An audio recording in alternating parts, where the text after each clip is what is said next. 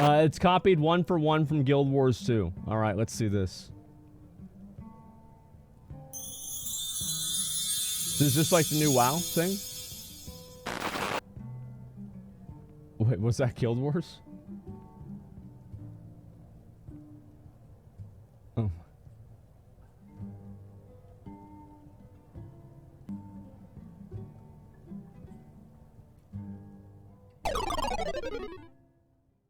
What?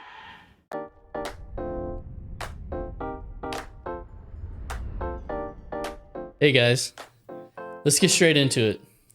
Why should Asmongold play Guild Wars 2? Well, I don't think he should. What? Bro, what are you talking about, man? Unless he truly wants to play, I mean. I actually respect Asmongold's stance on not wanting to play Guild Wars 2, and here's why. I only have a couple friends who come to me all the time and they say, hey Tom, you gotta try this game or that game. Let alone the thousands screaming at Asmongold to try Guild Wars 2 in his chat every day. My friends say, hey dude, this single player game is so good, or come play some Overwatch with us, and I just gotta shake my head honestly. And here's why. I know what I like. I play MMOs. If I get tired of the MMO I'm playing, I'll go play another MMO. And if I'm tired of MMOs in general, I'll go play some Warzone or maybe some Halo. And this is gonna be a super morbid take, but stick with me.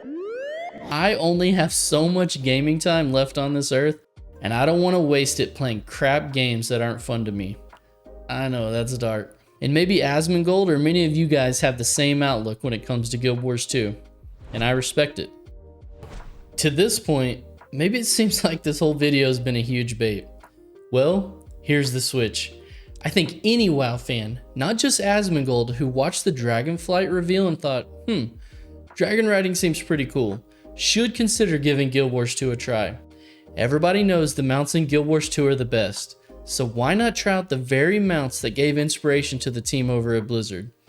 Get a feel for the mechanics firsthand, since Dragonflight probably isn't releasing until 2023 anyway. And there's actually one other super secret reason why WoW players should try Guild Wars 2, and it rarely gets talked about. So stick around to the end of the video for that one. But hold up, wait a minute. You're probably saying I'm not leveling up in a whole new game I don't even like just to try the mount mechanics. And I would say, well, you don't actually have to do that. No need to worry about leveling. There's absolutely no barriers to entry to unlock the very first mount and start partaking in the joy of movement that is the Guild Wars 2 mount system. Okay, that's a lie. There is one barrier to entry, and that's about 2 months worth of your WoW sub fee. The entire base game of Guild Wars 2 is free, and to get access to the first 2 expansions that grant the gliding and mount systems, you will need to drop about $30. And many times this X-Pack combo is on sale for just $15. And then you have those 2 expansions forever, no sub fee required. So now that we've all unsubbed from WoW for 1 month so that we could get the Guild Wars 2 expansions, what's next? Well, step 1. Use your level 80 boost that came with the expansions and decide on a race and class. Step 2. Open your story journal and begin the Path of Fire expansion. The actual very first intro quest unlocks the Raptor mount for you. You did it. You got him. Now before I get roasted by the entire Guild Wars 2 community, let me show you the 2 obvious options available to you at this point. Door 1. You love the Raptor mount and the game seems really cool. Then take door 1 and create a new level 1 character. If you're a fan of the Blood Elves, then you'll want to go with a female human. Trust me. And start leveling with your brand new Raptor mount. In Guild Wars 2, everything is account wide, so you have the Raptor mount on every new character you create from now on. This is obviously how an MMO should be played, from level 1, where you get the experience and learn the full game. No boosty boys allowed. But let's be honest, I'm making this video for you guys who are probably never going to play Guild Wars 2 anyway. So who am I to tell you how to experience this game? So what's behind door 2 then? You keep leveling through Path of Fire, unlocking all the mounts and mount masteries along the way. I would of course recommend looking up some guides to make the acquisition as easy as possible of all the mounts. I mean, we're all MMO players here, we know the drill. And that's it. Check out the best mounts in the MMO genre and decide for yourself if Blizzard can do it better or not. Look, it's totally not even my master plan to get as many WoW Andes to try Guild Wars 2 or anything like that. But I did promise to let you in on the other huge Guild Wars 2 secret that isn't talked about enough. Guild Wars 2 is the absolute best MMO side piece on the market. And what do I mean by that? There are absolutely zero sub fees ever, so you just pay for expansions and old living world stories you might want, and that's it. And I know what you're gonna say, Tom, there are plenty of free MMO and buy to play MMOs on the market. Guild Wars 2 isn't special. But listen, when you pair that with the fact that Guild Wars 2 has no gear grind or level cap increase ever, it becomes a whole new monster in the genre.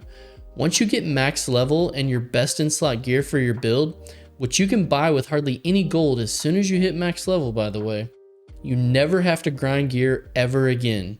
Play WoW or whatever sub-based game you play guilt-free, because Guild Wars 2 and your full power character is always there. Look, I've taken a full year off from Guild Wars 2 in the past, and the very first minute I returned, I queued up for ranked PvP and I started climbing, with no gear grind or catch-up mechanics necessary. And I think this is the selling point that players of other MMOs miss. Guild Wars 2 has looked at the entire MMO genre and thought, how can we cut out the boring stuff and get straight to the fun? I've played almost every MMO. In fact, I'm gonna play Dragonflight when it comes out because I want to see everything this genre has to offer, and that new MMO or expansion feel is just something that can't be replicated. It's awesome. And I won't feel bad taking a break from Guild Wars 2 when I do.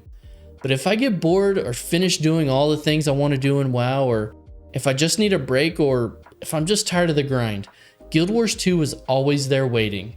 Don't mistake this as me saying Guild Wars 2 is second tier, and that you shouldn't main Guild Wars 2. It just means people play other MMOs, and Guild Wars 2 takes absolutely zero maintenance to keep in your rotation. Ultimately though, I think people should play the games they like and not feel bad about it. I also think it's okay to play multiple games from the MMO genre. Tribalism towards MMOs and video games in general is something we should be trying to escape from. I know I am anyway. But if you enjoyed the content, a sub and a like is always appreciated. Until next time, thanks guys.